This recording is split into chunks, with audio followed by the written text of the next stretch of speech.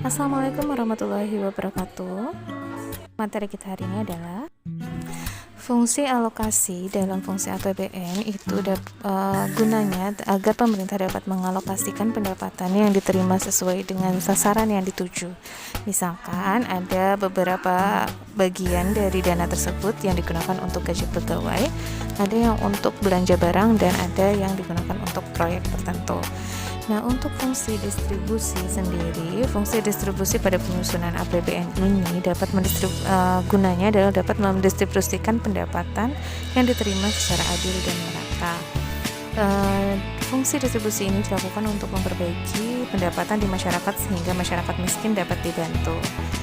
Caranya dengan melakukan kebijakan subsidi seperti subsidi BBM dan subsidi gas. Nah, untuk yang ketiga dari fungsi APBN ini adalah fungsi stabilisasi, yang mana pemerintah dapat menstabilkan keadaan perekonomian dengan mencegah hal-hal yang tidak diinginkan, misalkan harga barang dan jasa naik atau inflasi. Nah, itu dapat dikurangi, dapat distabilkan dengan cara menaikkan pajak. Dengan menaikkan pajak, jumlah uang yang beredar dapat dikurangi sehingga harga-harga dapat kembali turun. Untuk fungsi APBD itu sendiri, yang pertama adalah fungsi otoritas, berarti APBD menjadi dasar ya bagi pemerintah daerah untuk melaksanakan pendapatan dan belanja pada tahun yang bersangkutan. Jadi APBD ini biasanya anggarannya setiap tahun ya.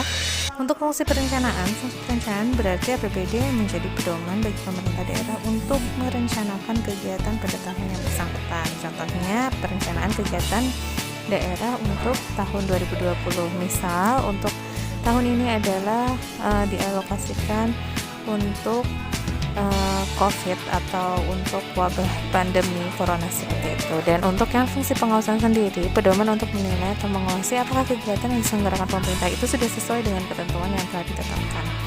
Alokasinya yaitu pembagiannya ya harus diarahkan dengan tujuan untuk mengurangi pengangguran di daerah masing-masing, untuk mengurangi pemborosan sumber daya, serta meningkatkan efisiensi dan efektivitas perekonomian, apalagi pada masa pandemi seperti ini.